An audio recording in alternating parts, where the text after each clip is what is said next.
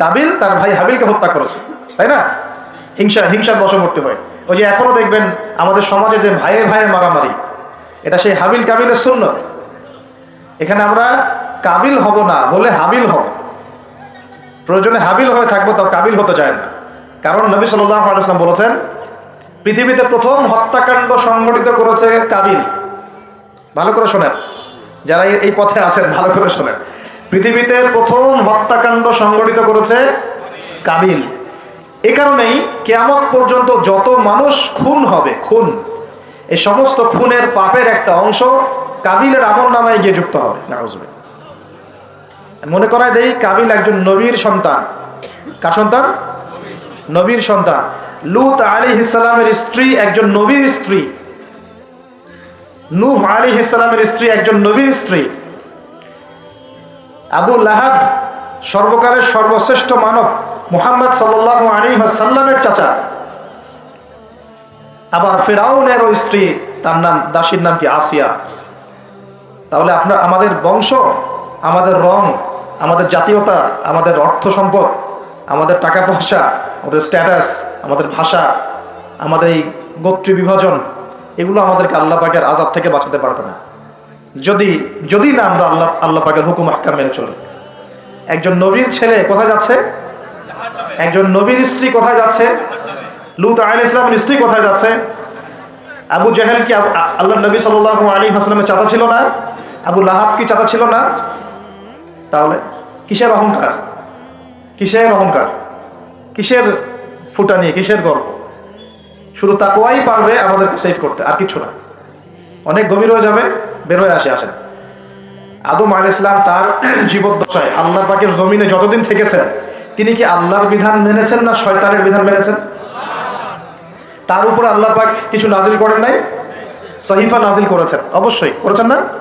এমনকি কিভাবে কাপড় পরিধান করতে হবে, কিভাবে চাষবাস করতে হবে, কিভাবে এই পৃথিবীতে বেঁচে থাকতে হবে, এগুলো আল্লাহ রাব্বুল আলামিন জিবরাইল আলাইহিস সালামের মারফতে শিখিয়েছেন। মানুষ কাপড় পরা জানতো না, কে শিখিয়েছেন? আল্লাহ পাক। আল্লাহ পাক পোশাক নাজিল করেছেন। শুরুতে মানুষ গাছের ছালপাতা পরে থাকতো না, এগুলো মিথ্যা কথা। আল্লাহ রাব্বুল আলামিন আসমান থেকে পোশাক নাজিল করেছেন প্রথম।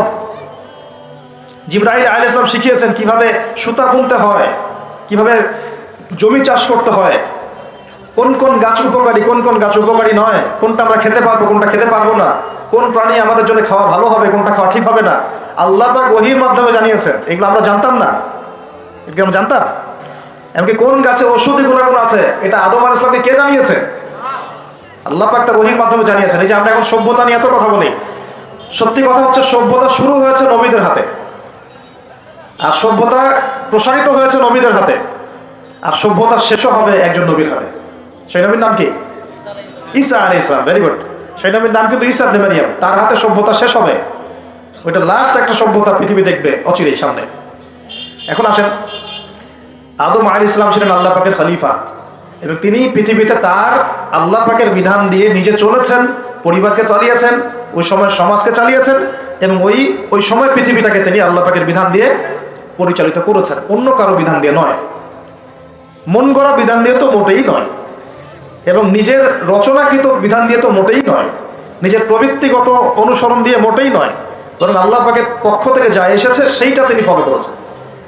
এই অনুসরণটাকে নূহ আলাইহিস সালাম করেন নাই? ইব্রাহিম আলাইহিস সালাম করেন নাই?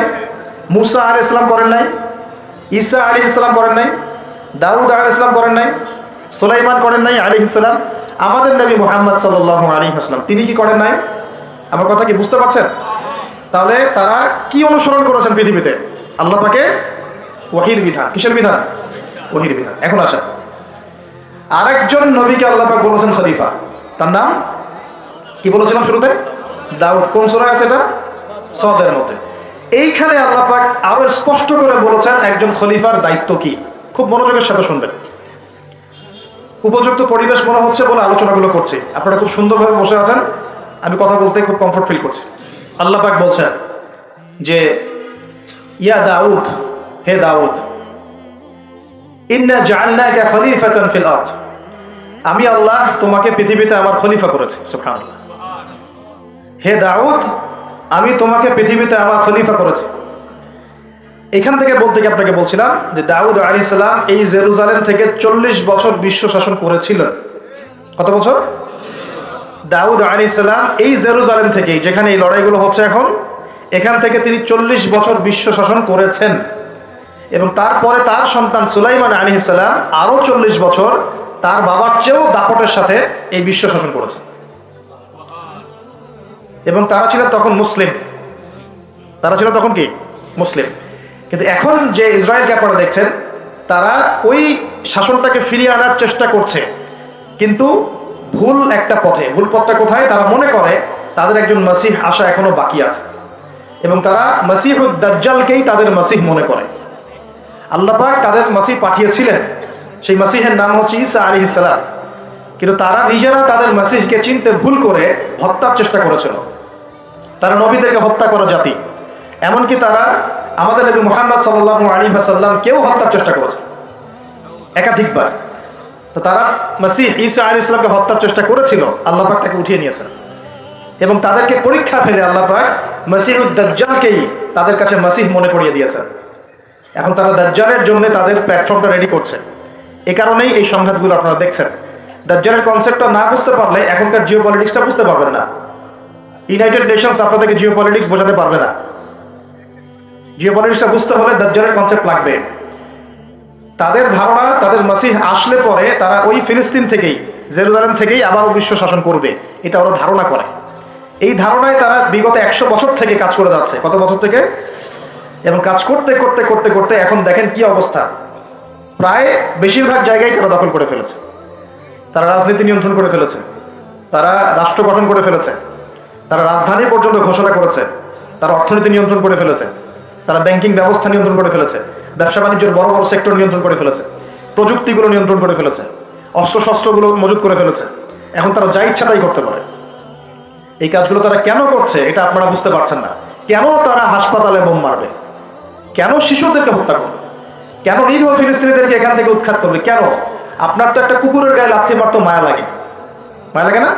কিন্তু কিভাবে নির্দয়ভাবে এই কাজগুলো তারা 100 বছর থেকে করতে পারছে? কারণ তারা মনে করে তারা সঠিক কাজ করছে। তারা মনে করে যে তারা এই জায়গার মূল মালিক, এই জায়গার মূল মালিক তারা এটা মনে করে। এবং তারা নীলনদ, মিশরের নীলনদ থেকে ফরাত নদী পর্যন্ত পুরো জায়গাটাকে হোলি ল্যান্ড মনে করে, পবিত্র জায়গা মনে করে। এবং তারা মনে করে যে আল্লাহ পাক তাদেরকে ওই জায়গাটা দিয়েছে, এই জায়গায় ফিলিস্তিনিদের থাকার কোনো অধিকার নাই।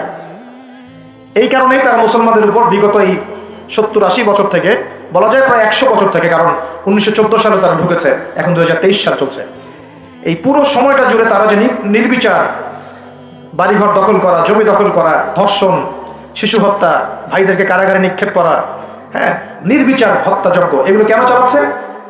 কারণ তারা মনে করে ওই জায়গাটা তাদের, এবং তারা মনে করে যে তাদের মাসিহ আসা মাত্রই তারা ওইখান থেকে বিশ্বটাকে শাসন করবে।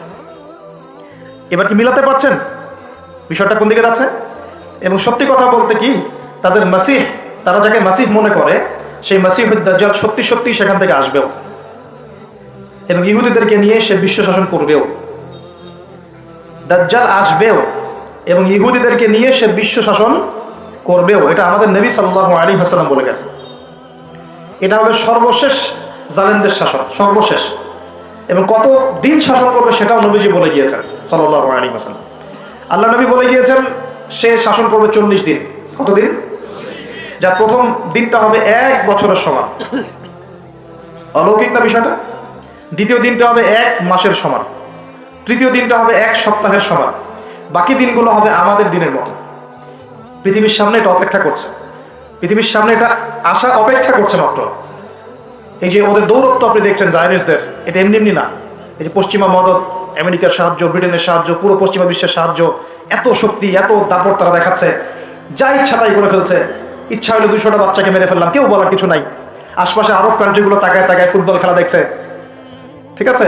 সবাই সর্বোচ্চ এতটুকু বলতে পারে, আমরা নিন্দা জানাই, আমরা এর তীব্র প্রতিবাদ জানাই, দ্যাটস অল, এতটুকু। আরবের তেল সব নিয়ন্ত্রণ করে ফেলেছে। আরবের চতুর্পাশে তার প্রতিবেশী রাষ্ট্র স্থাপন করেছে, এবং প্রত্যেকটা রাষ্ট্রে সে মুনাফিকদেরকে বসিয়ে দিয়েছে। এত কিছু কিভাবে করতে পারছে? কি মনে হয় আপনাদের কাছে? এমনি এমনি নয়, এর সাথে মাসিহুদ দাজ্জালের একটা গভীর সম্পর্ক আছে। এবং দাজ্জাল এই ইহুদিদেরকে নিয়েই বিশ্ব শাসন করবে, নবী সাল্লাল্লাহু আলাইহি ওয়াসাল্লাম বলে গেছেন। আর এই ইহুদিরা নবীর যুগে কি হালে ছিল, বনু খুরাইজা, বনু কাইনুকা, বনু নাজির, এই তিনটা কওমের সাথে আল্লাহ নবী নিজে সশস্ত্র যুদ্ধ করেছেন, করে ওদেরকে বের করে দিয়েছেন মদিনা থেকে। তারপর তারা খায়বারে গিয়ে আশ্রয় নিয়েছে। আলী রাদিয়াল্লাহু আনহু হাতে এই খায়বারও বিজয় হয়েছে।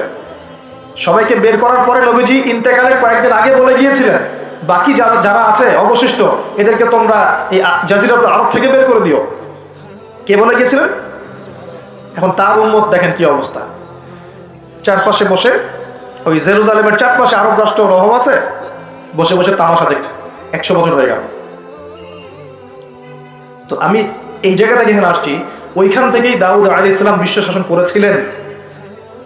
আল্লাহ পাক তাকে বলছেন খলিফা। কি করেছিলেন তিনি? আল্লাহ পাক তাকে বলছেন, ইয়া দাউদ, একটু মনোযোগের সাথে শুনেন, হে দাউদ, ইন্না জাআলনাকা খলিফাতান ফিল আরদ, আমি আল্লাহ তোমাকে এই জমিনে খলিফা করেছি। সুবহানাল্লাহ। এবং ওই জমিন বলতে কিন্তু এখন জেরুজালেম, আরদ মানে এখানে কিন্তু ওই বাইতুল মুকাদ্দাস, তিনি ওখান থেকেই বিশ্ব শাসন করেছিলেন। তোমার দায়িত্ব কি হে দাউদ, তোমার কাজটা কি? ফাহকুম বাইনান নাসি বিল হক, সূরা সাদ পড়ে দেন। তোমার কাজ হচ্ছে মানুষের মাঝে, অনুসারী জনগণের মাঝে তুমি ন্যায় বিচার প্রতিষ্ঠা করবে। কি করবে? তার মানে একজন, যে কেউ, একজন মেম্বার হোক, একজন চেয়ারম্যান হোক, একজন এমপি হোক, একজন মন্ত্রী হোক, একজন পিএম হোক, যাকে আল্লাহ পাক যেখানে দায়িত্ব দিবেন, খলিফা হিসেবে তার কাজ কি বলেন তো? ফাহকুম বাইনান নাসি বিল হক, সত্য ন্যায়ের মানদণ্ডে মানুষের মাঝখানে বিচার ফয়সালা করবে। বাস, এটা আপনার কাজ। নেতৃত্ব দিলে দোষের কিছু নাই, নেতৃত্ব পেলেও দোষের কিছু নাই, কিন্তু ফাংশনটা কি? একজন খলিফার কাজটা কি? আবু বকর সিদ্দিক কেমন খলিফা ছিলেন, ওমর কেমন ছিলেন, ওসমান কেমন ছিলেন, আলী কেমন ছিলেন রাদিয়াল্লাহু আনহুম আজমাইন? তারা এই আয়াতের উপর আমল করতেন। ফাহকুম বাইনান নাসি বিল হক, মানুষের মাঝখানে ন্যায় বিচার করো। ন্যায় বিচার কথা বলা হয়েছে, ন্যায় বিচার। এখন ন্যায় বিচার কতটুকু কি হচ্ছে না হচ্ছে এটা আপনারা আমার চেয়ে ভালো জানেন, আমি এইসব নিয়ে কথা বলতে চাই না।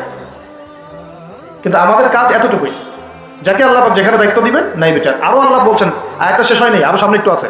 আল্লাহ পাক বলছেন, ওয়ালা তাত্তাবিউল হাওয়া, ন্যায় বিচার করো এবং নিজের হাওয়া প্রবৃত্তির অনুসরণ করো না। নিজের মন গড়া বিধানের অনুসরণ করো না, নিজের প্রবৃত্তির দাসত্ব করো না। যদি করো তাহলে কি হবে? ইউদিল্লাকা আন সাবিলিল্লাহ, তাহলে আল্লাহ পাকের এই সরল পথ থেকে ওই প্রবৃত্তির অনুসরণ তোমাকে বিচ্যুত করে দিবে। কার কথা এগুলো? আল্লাহর কথা।